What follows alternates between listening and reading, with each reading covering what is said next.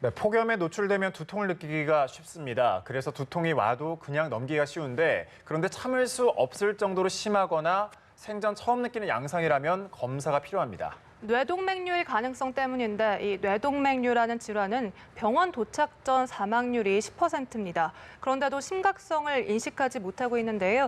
김지수 보건 담당 기자와 함께 알아보도록 하겠습니다. 어서 오세요. 네, 어서 오세요. 네, 안녕하세요. 사실 이 뇌동맥류 많이는 들어봤는데 어떤 네. 병인지 모르시는 분들이 많거든요. 좀 설명 좀 부탁드릴게요. 네, 뇌동맥류는 뇌동맥에 생긴 그 비정상적인 혈관을 말합니다. 네. 풍선처럼 부풀어 올라서 꽈리라고 하던데요.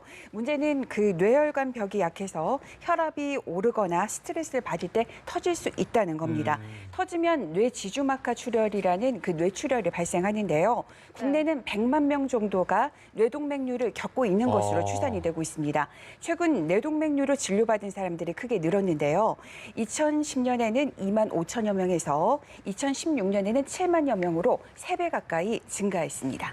네, 결국 뇌동맥류란 부풀어 오른 혈관이 터지는 건데 이럴 때 어떤 증상이 나타나나요? 네, 극심한 두통을 느낀다 이렇게 볼 수 있는데요. 마치 망치로 머리를 얻어 맞은 것처럼 아프다 이렇게도 표현을 하시는데요. 그래서 전문가들은 두통의 강도가 심하거나 아니면 두통의 발생 양상이 기존과 다르다면 바로 병원에 찾아야 한다고 그렇게 강조를 합니다. 네. 왜냐하면 뇌동맥류일 가능성을 염두에 둬서인데요.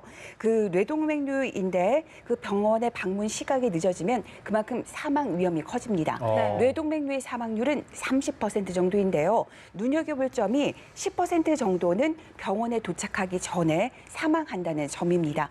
그런데도 사람들의 인식은 매우 좀 낮은 편입니다. 네, 앞서 100만 명이 또 이 질환을 네. 앓고 있다고 했고 사망률이 30% 정도로 아주 심각한데 네. 사람들이 좀 아무래도 인식을 해야 되겠네요. 원인이 뭔가요? 네, 원인은 아직까지 명확하게 밝혀지지 않았습니다. 네. 저 화면을 보시면 볼록하게 튀어나온 부분이 있습니다. 네. 바로 이게 뇌동맥류인데요. 뇌 대부분의 그 뇌동맥류는 뇌안 동맥에 갈라지는 부위에서 생긴다는 데서 우리가 좀 주목해 볼 필요가 있습니다. 네. 이 혈관벽이 약한데 이제 정상적인 혈류가 지속적으로 압력을 가할 경우 뇌동맥류가 발생하는 것으로 볼 수 있습니다. 이런 구조적이고 유전적이고 환경적인 요인이 복합적으로 이제 작용해서 발생되는 것으로 추정돼 있습니다. 네. 가장 잘 알려진 위험 인자로는요. 네. 고혈압과 흡연이 있습니다. 관련해서 제가 전문가의 도움말을 담아왔습니다. 가톨릭대 인천성모병원 신경외과 장동규 교수의 설명을 들어보겠습니다.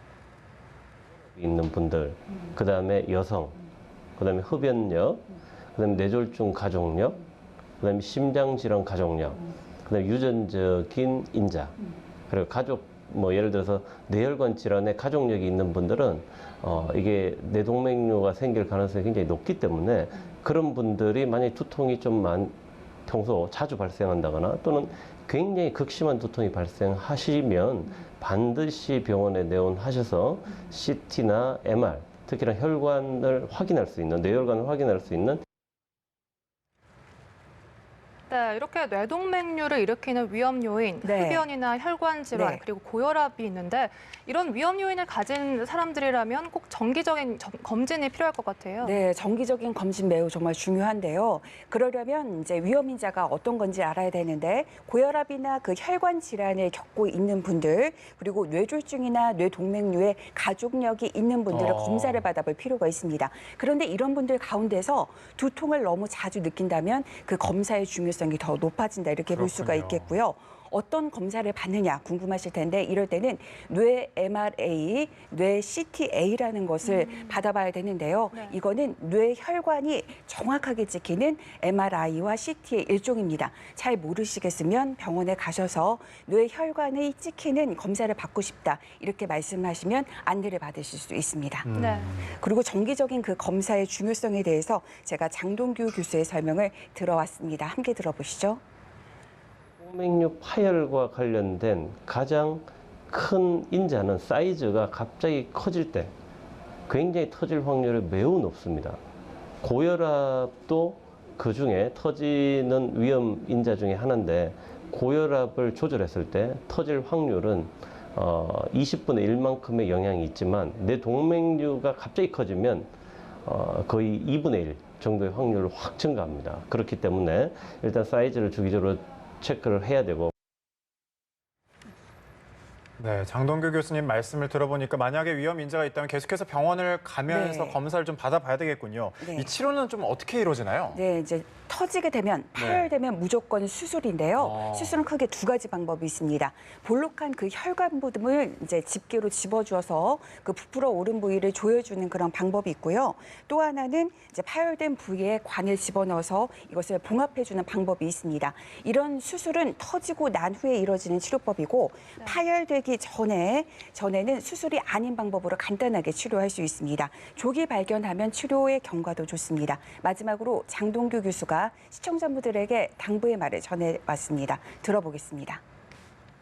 이 뇌동맥류는 뇌 혈관 질환 중에서도 사망률이 매우 높은 질환이기 때문에 환자분의 상태가 괜찮을 때 잘 치료받는 게 예후를 위해서 매우 중요한데 이 혈관이 부푸는 이런 질환은 우리가 충분히 미연에 사전에 발견해서 잘 치료할 수 있기 때문에 터지기 전에 발견해서 치료하는 게 가장 좋고요. 만약에 터졌다면 무조건 빨리 응급실로 빨리 내원해서 잘 치료받아야만 그나마 신경학적 후유증과 사망률을 줄일 수 있는 네, 이제 장동규 교수의 말을 들어보면 그 조기 발견이 중요하다는 이야기인데요. 한 번 더 말씀드리지만 머리가 깨질 듯이 아프거나 기존의 두통 양상과 다르다면 그 검사가 필요하다는 점을 꼭 기억하셨으면 좋겠습니다. 네, 네. 뇌동맥류 정말 시한폭탄과 같다는 생각이 드는데요. 터지기 전에 빨리 치료를 받아야겠습니다. 김지수 기자 오늘 말씀 고맙습니다. 고맙습니다.